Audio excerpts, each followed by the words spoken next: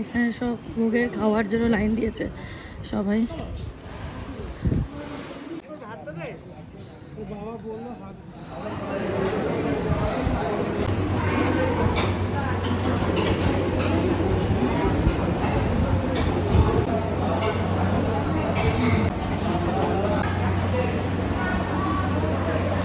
মেনুতে ছিল হচ্ছে একদম নর্মাল মোটা চালের ভাত, ডাল, ছেঁচড়া, এঁচোড়ের ডালনা, ওই তরকারি, পায়েস, চাটনি, রসগোল্লা। নিজের বাসন নিজেকেই তুলতে হবে, তুলে ওখানে জায়গা আছে জলের মধ্যে ভাসিয়ে দিতে হবে থালাটাকে, আর গ্লাসটা আলাদা একটা ঝুড়িতে রাখতে হবে। প্রচণ্ড রোদ, মানে টেম্পারেচার এই বাঁকুড়া বীরভূম এরিয়াতে মোটামুটি 45 to 50 ডিগ্রি তো মানে হবেই। এবার আমরা যাব সাইট সিন করতে, তার জন্য গাড়ি আর নেব না, টোটো করে আমরা যাব বাড়ি। আর এটা হচ্ছে নাট্যমঞ্চ, কিন্তু শ্রীরামকৃষ্ণদেব শিবসে যাত্রা করতে করতে তৃতীয়বারের জন্য ভাবসমাতে পারে। আচ্ছা, তখন ঠাকুর ভাবে চলে গেছে একদম। এই ডিটেলস লেখা আছে এখানে। এই দেখো সীতানাথ পাইনের বাড়ি প্রাঙ্গণে আমরা আছি, আর সীতানাথ পাইনের বাড়ির প্রাঙ্গণে ভগ্ন বিষ্ণু মন্দির ও শ্রী রামকৃষ্ণ নাট্য স্মৃতি মঞ্চ। নাট্যমঞ্চ, এইটাই নাট্যমঞ্চটা যেখানে ঠাকুর এসেছিল গদাধর, তখন ঠাকুরের নাম ছিল গদাধর, এবং এখানেই তিনি ভাবে চলে গেছিলেন। আপনারা একসাথে 5টি কোট দেখতে পাবেন। প্রথমে হচ্ছে বিষ্ণু মন্দির, যেটা হচ্ছে 3তলা মন্দির, মাটির নিচে একতলা, মাঝে একতলা, উপরে একতলা।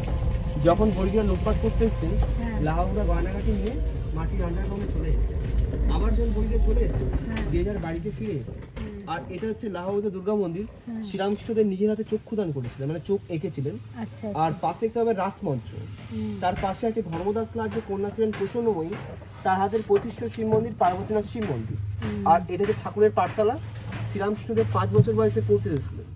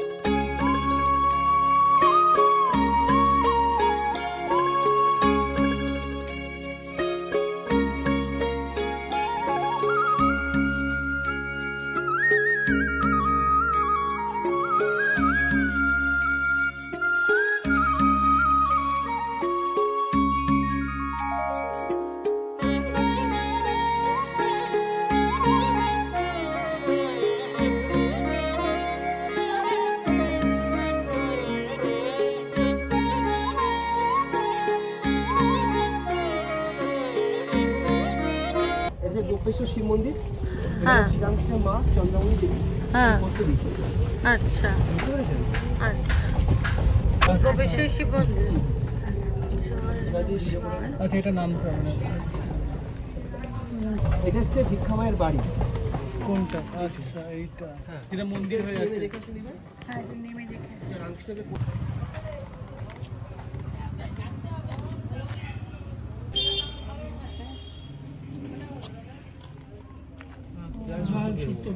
মানে এখানে সমস্ত ধর্মের মানুষ। এটা গল্পটা একটু বলো। এটা হচ্ছে আপনার দয়াল সত্যপীরের মন্দির। হ্যাঁ, এখানে হিন্দু এবং মুসলমান দুই পক্ষই পুজো করতে পারবেন। আচ্ছা আচ্ছা, সর্বদা এই লাহা পুকুর দেখতে পাচ্ছেন, হ্যাঁ, পাশে কিন্তু আমার জন্য বসিয়েছে। সেই অনুযায়ী পুকুরের নাম হয়েছে কামার পুকুর। বুঝতে পেরেছেন? বর্তমানে এটি বিদ্যামন্দির নামে পরিচিত। সেইটা আমার বাড়ি। হাতটা সরাও মামা। গদাধর বিদ্যা মন্দির, এদিকে একটা স্কুল এখন। হ্যাঁ, বর্তমানে বিদ্যা মন্দির। এটা হচ্ছে ধর্মদাস লাহা লাহাবাড়ি। বর্তমানে তো মডিফাই করা হয়েছে, কিন্তু এটা ধর্মদাস লাহা লাহাবাড়ি। শিখেছি ওখান থেকে নেবেন না দোকান থেকে নেবেন? গরমে আইসক্রিম না হলে চলে না, সাথে একটা জলের বোতল থাকলে খুবই ভালো হতো। আইসক্রিম খেয়ে জল খেতে হবে। আমরা সবাই আইসক্রিম নিলাম, এবার আইসক্রিম খাবো। এই হচ্ছে বুড়ো শিব মন্দির।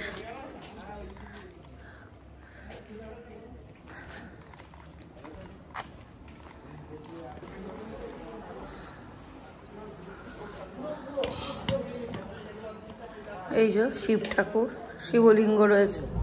এখানে গ্রামের নাম হচ্ছে দেরেক গ্রাম। এখানকার যে জমিদার ছিলেন রামানন্দ রায়, তিনি একটা মিথ্যে মামলা সাক্ষী দিয়ে বলেছেন শ্রীরামকৃষ্ণের বাবাকে, ঠিক আছে? উনি বলেছিলেন আমি মিথ্যে মামলা সাক্ষী দিতে পারবো না, তুমি সাক্ষী না দাও তোমাকে গ্রাম ছাড়া হতে হবে।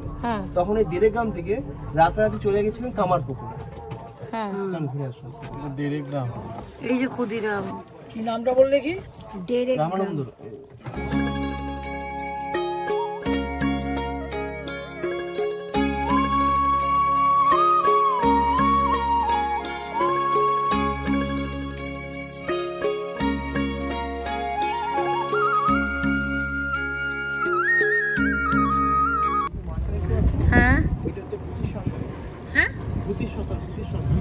ভূতি শ্মশান, এই ভূতি শ্মশান।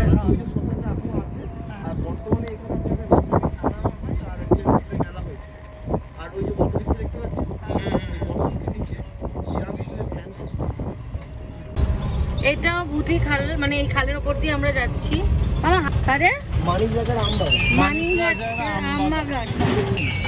যেখানে পুরোনো আম গাছটা দেখছো, এখান থেকে নিয়ে গিয়ে ওখানে লাগিয়েছিল। বন্ধ করে রাখতে পারবেন।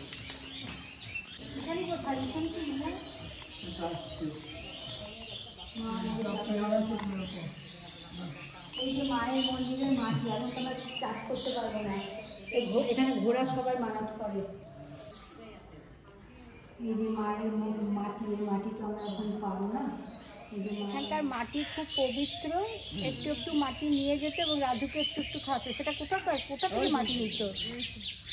ওটাই তো বললাম, ওটাই সেই মাটি। ওটা ছুঁয়ে প্রণাম করতে পারবে তো?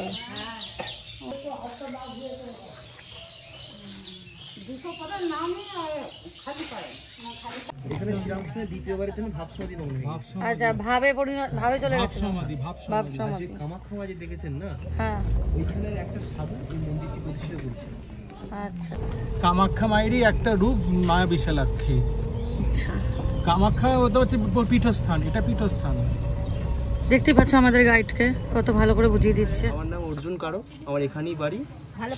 ফোন নাম্বার হচ্ছে 7363919457। আরেকবার বলো নাম্বার। 7363919457। একটু ফুচকা খেতে দাঁড়িয়ে পড়েছে, এবার বাপি যাচ্ছে। এবার মাম্মাম তারপরে বলেছে, কোথায় গেল মাম্মাম? তো কত গো ফুচকা? 10 টাকার 5টা। আমরা আছি পার্কিং এর ঠিক উল্টো দিকে কামারপুকুরে মিষ্টান্ন ভান্ডার নাম। এই যে বিখ্যাত সাদা বোঁদে, সবাই হয়তো সব জায়গায় হলুদ বোঁদে খেয়েছো, সাদা বোঁদে কেউ খেয়েছো নাকি জানি না। তো সাদা বোঁদে একটু আমরা টেস্ট করে দেবো কেমন খেতে। নাইস, আমার জ্ঞান বুদ্ধিতে তাই মনে হচ্ছে। দেখি আমি একটু টেস্ট করি। আমরা প্রত্যেকেই খুব বিধ্বস্ত, এত গরম, মানে সত্যি, মানে ঘরে থাকলেই ভালো, কিন্তু ঠাকুরের স্থানে আসতে তো হবেই। তোমাদের যদি ভিডিওটা ভালো লেগে থাকে, অবশ্যই ভালো লাগবে, লাইক কমেন্ট শেয়ার করতে একদম ভুলবে না। আমাদের লাইফ অফ বিশানি চ্যানেলটা প্লিজ সাবস্ক্রাইব করে দাও। আর আমাদের লাইফ অফ বিশানি পেজ ফেসবুক আর ইনস্টাগ্রামে আছে, অবশ্যই ফলো করে দিও। খুব ভালো থেকো, সুস্থ থেকো, সাবধানে থেকো। তো চলো, আবার নতুন ভিডিওর জন্য অপেক্ষা করতে থাকো। এখনকার মতো বিরতি নিচ্ছি, বাই বাই।